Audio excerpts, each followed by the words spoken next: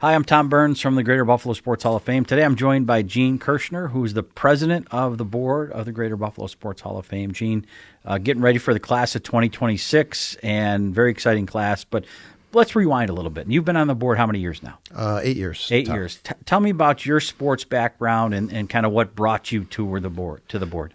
Yeah, so I came from pretty much a sports family. I played. My dad played basketball and baseball in college at Kutztown University, and he instilled that in me. And That's Andre Reed's school, right? it's where Andre Reed went, Yeah, who's okay. one of our Hall of Famers. Yeah. I went to North Syracuse High School, played on the varsity basketball team there and the baseball team, but it was really the basketball team where I got my sports background. And we were 19th ranked in the state. All five of our starting five went and played college ball. I moved on from NS and went to Elmira College and played 4 years of varsity basketball there. Unfortunately, the NBA didn't draft me in 1985. Shocking. So I was Well, 85. I mean, you got Bird and you got a lot of people. there at was that a point, lot of right? Yeah. a lot of A lot good of players, competition, yeah. and so since the NBA didn't come calling, and they had 12 rounds of drafts back then, Yeah, so right. I mean I had some shot, but Yeah. I decided that the accounting degree that I got was the way to go, and been a CPA since then. Started with a Big Four firm, and then founded my firm back in 1994 with two partners, and that's where I'm at this point. And then when I was a student at North Syracuse, they did a senior spotlight. Like, what do you want to do with the rest of your life? Yeah. And I had two things that I wanted to do. I wanted to be an accountant, check, Yeah. and I wanted to be a sports writer. Right. So in Okay. 2010, I took on the role of the turf writer for the Buffalo News. Right. Yeah. So I've been doing that for 16 years now. I've covered 47 straight Triple Crown events. That's Kind fantastic. of like the Cal Ripken of sports writers and for newspapers in the U.S. And then 22, I took over as the weekly columnist and handicapper at Saratoga for the Daily Gazette. Held that title for 3 years. They're winning handicapper, and then in 2024 was actually the Saratoga region's top handicapper. Wow. For all the papers that handicap the meet. And now I've got something exciting going. I'm going to cover the World Cup for the Buffalo News Really? for 2026. Yep, heading up to Toronto to cover So you're gonna do it in Toronto? some of the Yeah, games up okay. there. Yeah, so I'm looking forward to that. So I got involved with the Hall of Fame 2018.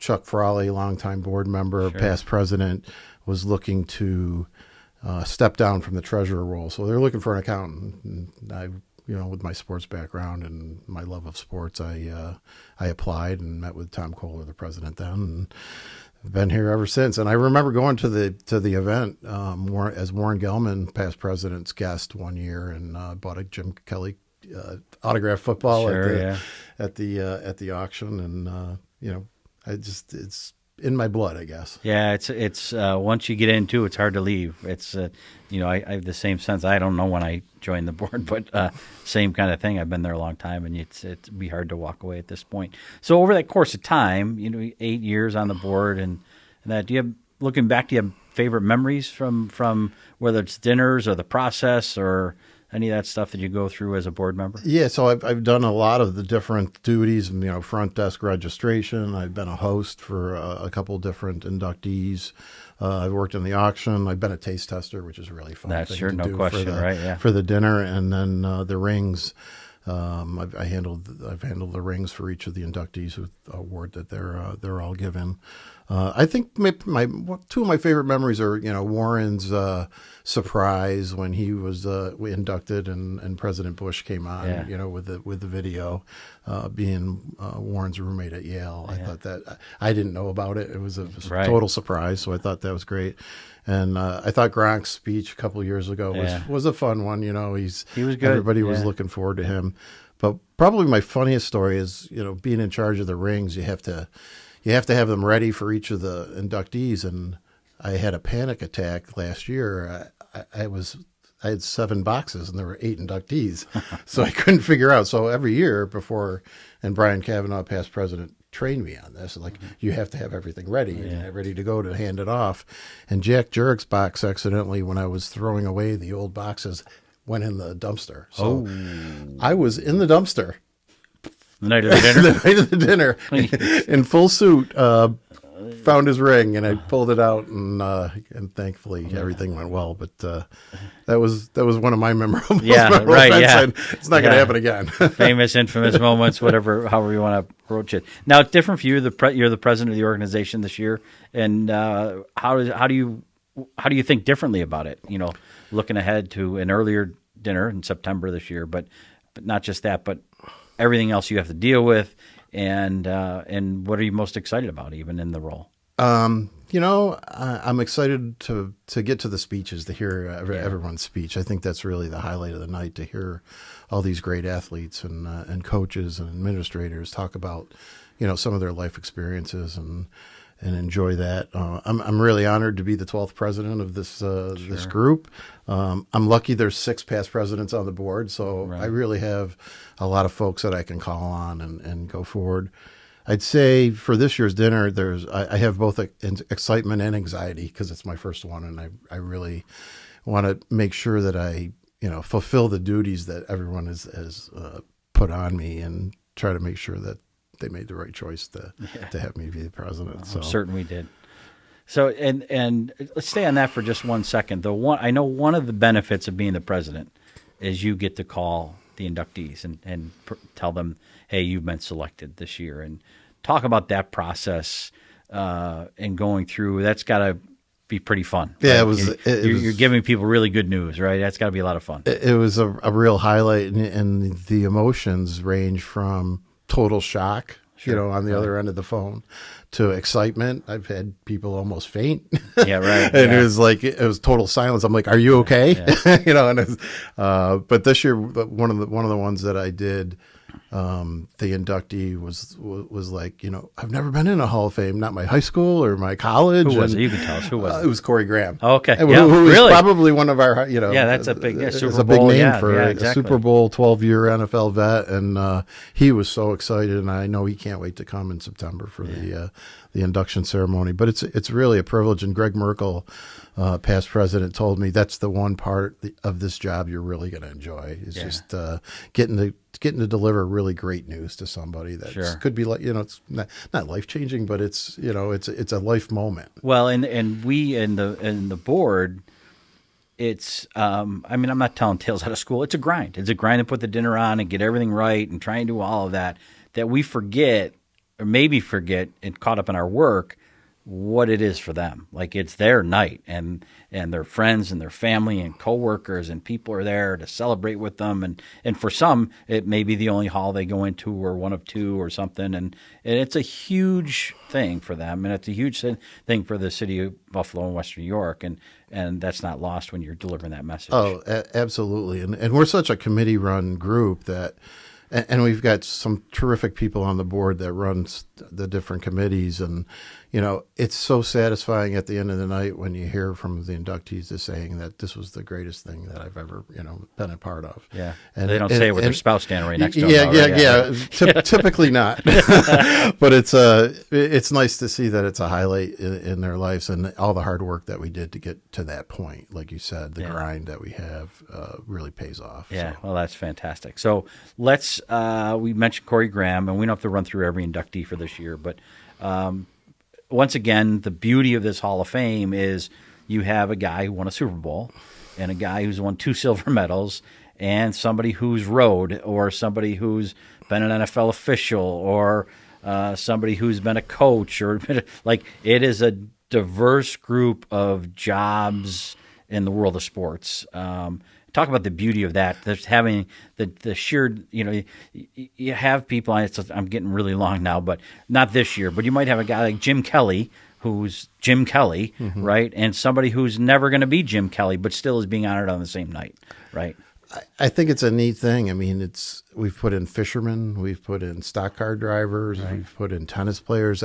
It's, you name it. We have an archer going in this year that's the silver medalist, and but and it's fun to watch them interact up on the podium. When you've got a Jim Kelly next to the guy who's won 2 gold medals and discus throwing or something. Yeah, right. So I think it's neat, and we've got a really neat class with roller derby. Right, right, yeah, with Gene Porter. And I remember as a kid watching the black and white TV, and on a Saturday morning, the Bay City Rollers. Yeah, sure. I'm sure I saw her. Yeah. I was at Riverworks the other day, and there was roller derby going on there. You forget it's still a thing, too, right? That's the sport that stood the test of time. And the other part, too, and you mentioned this with the Jim Kelly thing, but you never have a Jim Kelly or a gold medalist look down at the high school administrator next to them who's going to the same Hall of Fame as them. They treated them as equals, and it's a fantastic experience for them. And it's neat to see the class. They kind of bond, in that short time that they're together, either at the press conference, which we saw a couple of days ago, and then now at the ceremony. Yeah, so it's great. And then with your dinner, what are you looking forward to most? You said the speeches. Anything else? I mean, you have to speak in front of people. I'm sure you're not looking forward to that, but yeah. Well, no, hopefully it'll go well. I was the speaker at my commencement ceremony, which was fun because I told a story of how it was overlooking a pond that the varsity basketball team threw me into as a freshman. Sure, nice. Yeah. So you can prove that you should not be on the swim team at that point. Yeah, right. Exactly.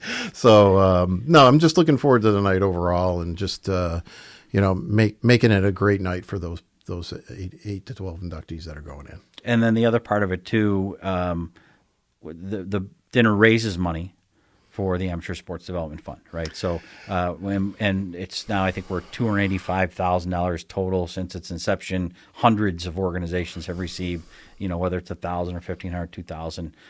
Just talk about. We don't have to get into each of the recipients, but what that means for the dinner to be able to do that for the community members, and what the same kind of thing that they give you that the inductees say, hey, this was great.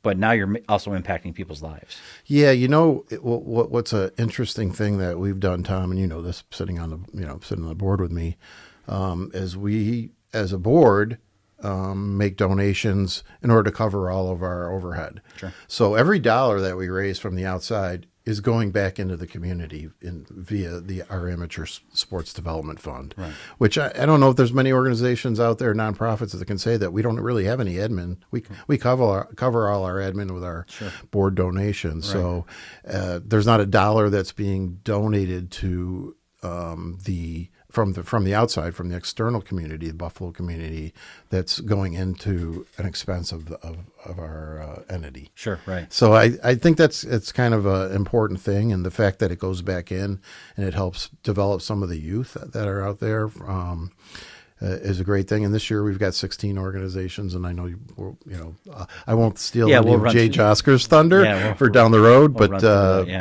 having 16 different groups that we had an impact on just from the way we've run the dinner and taken the profits from that dinner and given it back into the community. And that money sometimes may buy equipment for a youth team. It may fund somebody's travel who's trying to compete in the Olympics. Like, hey, we have to get to Colorado to ski, or we have to whatever. It covers a wide range of stuff, right? Yeah, and we've actually had a couple instances where we've given money to somebody through the ASDF who later became a Hall of Famer. Right. So it kind of came back around, full circle. Yeah. So that's fantastic. And then I don't know, what else you thinking? You got any other nerves about being the president in your first year that coming up? Or no, but I don't have a lot of nerves because I have such a great team, that's supporting me through this. Yeah. And, I have great relationships with all the committee chairs, and I enjoy the people that are on. And it's a diverse board. Usually, accountants, they only rise up to treasurer. They don't get to president very often. I've been fortunate enough that I was the president of another nonprofit, Buffalo Renaissance Foundation, who's raised the same type of thing, raised a lot of money and given it away to the community. But that board is made up of like 40, CEOs and business owners, and that is really herding cats. Yeah, this group's a little different. They come from all walks of life, and sure. I love interacting. It's been a good experience for me getting to know different people, not that don't run in my circles. So right, yeah, that's great. And then lastly, just we do the dinner and we honor the people, but people ask, is there a display somewhere? Can we go see the display? What do you have? There is a display right now, and talk about where it is right now and our great partner there. Sure. We our major sponsor, Dave and Adams Card World, is also our host of our Hall of Fame museum. We every inductee donates one item to our museum, our collectibles, and it's at 8075 Sheridan Drive in Williamsville. Great display that our historian John Boutte put together. If you get a chance to go over to the store to see it, it's a wonderful display, and you can see jerseys, Don Crickey's jacket. Right. Just I think my most different interesting things. is the fact that Marv Levy's bust from the Canton, from the Football Hall of Fame, because they get two. One goes in the hall, and then the person gets one. And he basically said, I don't want to have it on my mantle anymore, so I'll give it to you. Which is a great piece in there. Yeah, so there's I don't know 1,000 square feet of museum space within the Dave and Adams card world, and if you get a chance to go see it, it's great. Yeah, fantastic. And the press event was there, and some people did get a chance to check that out, so that's great. Mm-hmm. Gene Kershner, who's now the president of the Greater Buffalo Sports Hall of Fame, and getting ready for the dinner, which is September 24th this year for the class of 2026. Gene, thanks for being with us. Thank you, Tom.